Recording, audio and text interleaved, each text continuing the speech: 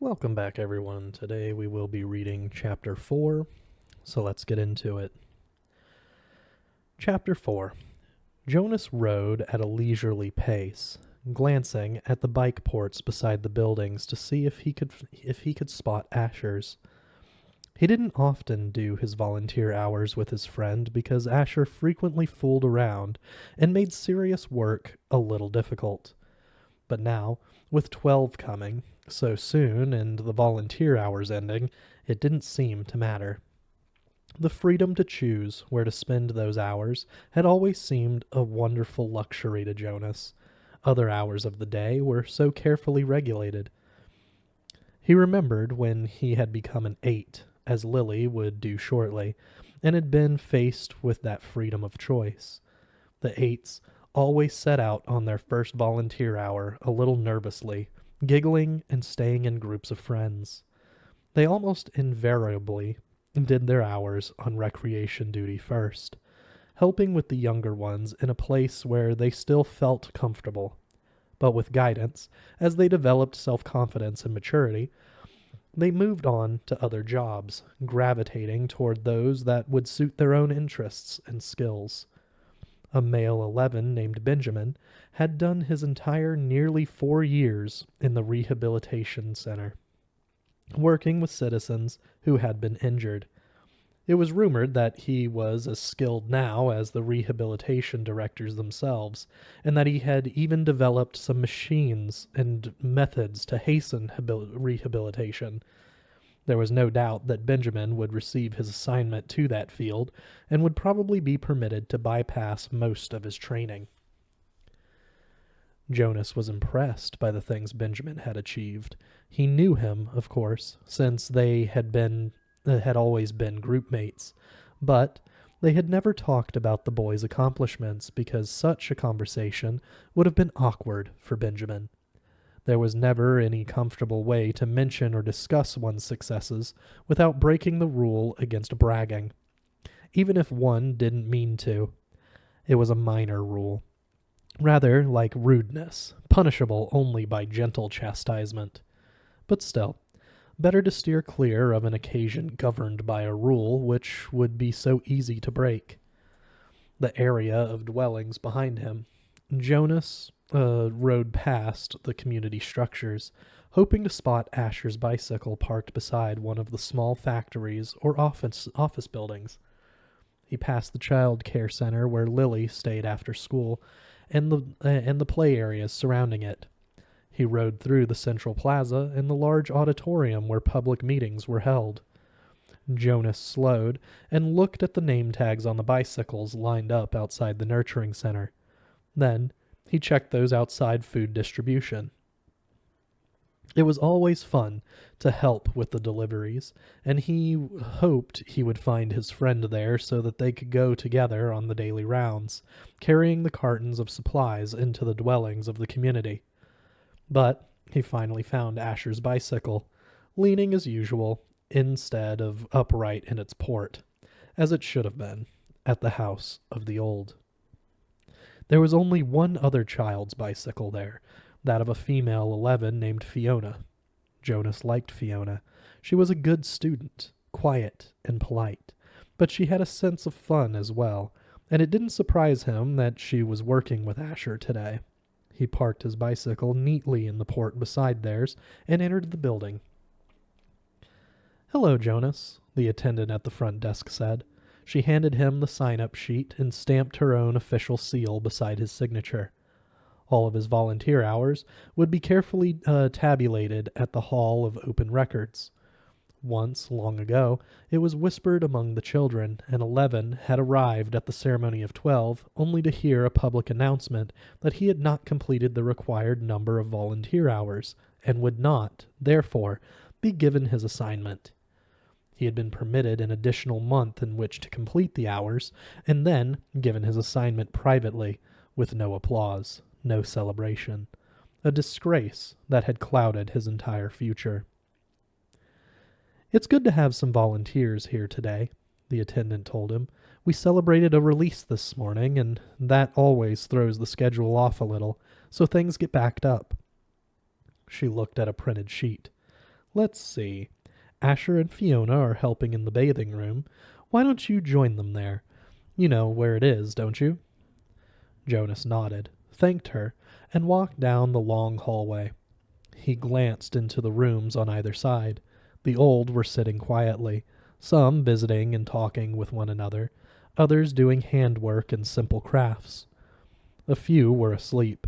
Each room was comfortably furnished, the floors covered with thick carpeting. It was a serene and slow-paced place, unlike the busy centers of manufacture and distribution where the daily work of the community occurred. Jonas was glad that he had, over the years, chosen to do his hours in a variety of places so that he could experience the differences.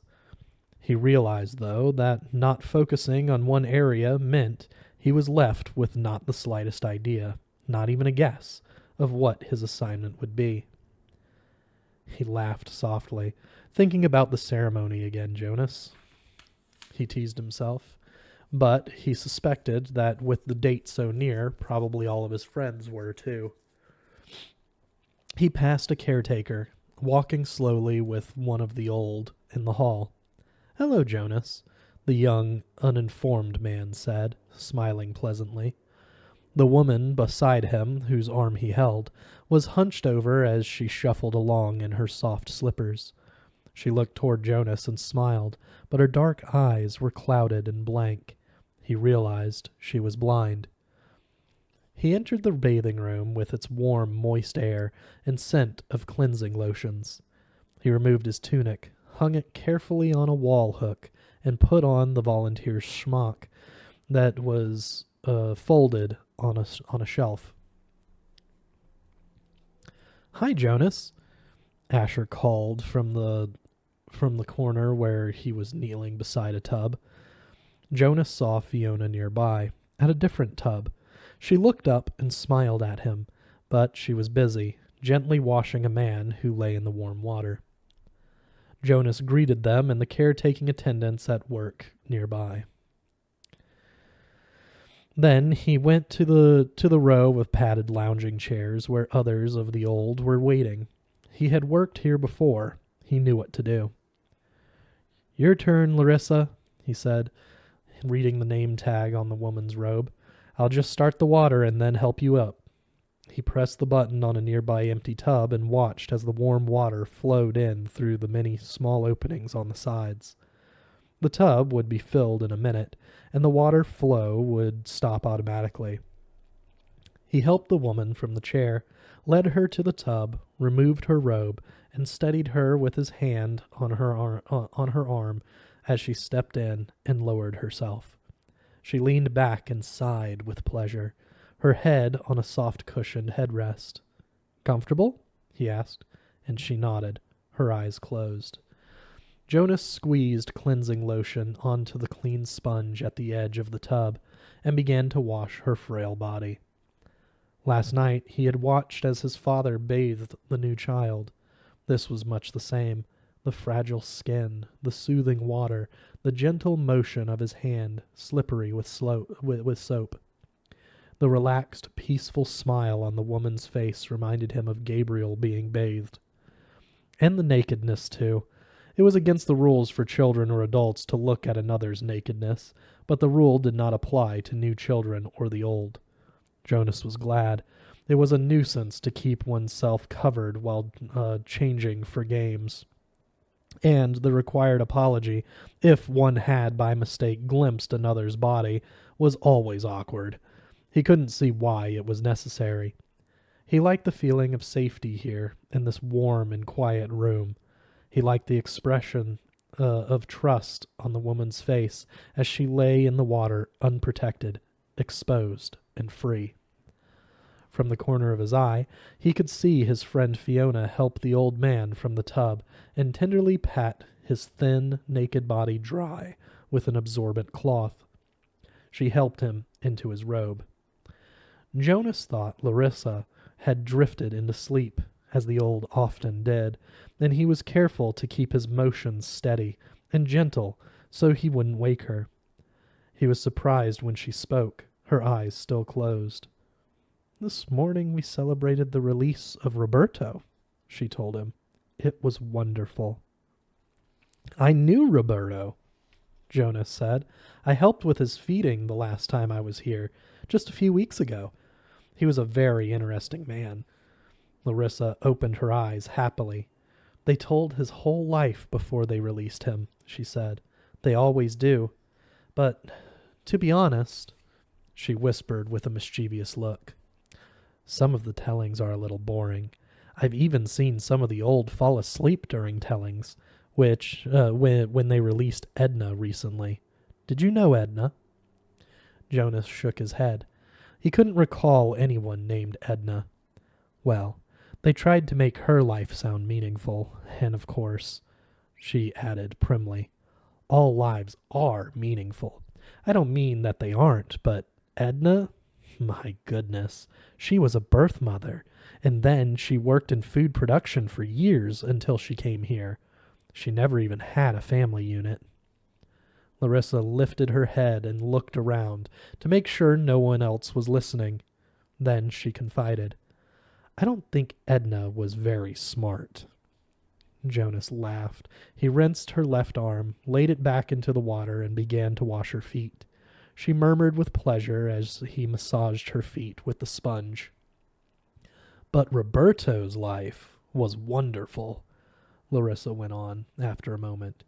"He had been an instructor of 11s. You know how important that is. And he'd been on the planning committee, and goodness, I don't know how he found the time. He also raised 2 very successful children, and he was also the one who did the landscaping design for the Central Plaza. He didn't do the actual labor, of course." "Now you're back. Lean forward and I'll help you sit up." Jonas put his arm around her and supported her as she sat. He squeezed the sponge against her back and began to rub her sharp-boned shoulders. "Tell me about the celebration." "Well, there was the telling of his life. That is always first. Then the toast. We all raised our glasses and cheered. We chanted the anthem. He made a lovely goodbye speech, and several of us made little speeches wishing him well. I didn't, though. I've never been fond of public speaking. He was thrilled. You should have seen the look on his face when they let him go." Jonas slowed the strokes of his hand on her back thoughtfully. "Larissa," he said, "what happens when they make the actual release? Where exactly did Roberto go?" She lifted her bare, wet shoulders in a small shrug. "I don't know. I don't think anybody does except the committee. He just bowed to all of us and then walked, like they all do, through the special door in the releasing room. But you should have seen his look. Pure happiness, I'd call it." Jonas grinned. "I wish I'd been there to see it." Larissa frowned. "I don't know why they don't let children come. Not enough room, I guess. They should enlarge the releasing room." "Well, we'll have to suggest that to the committee. Maybe they'd study it," Jonas said shyly, and Larissa chortled with laughter. "Right," she hooted, and Jonas helped her from the tub. That's it for this week. We will see you guys next week with Chapter 5.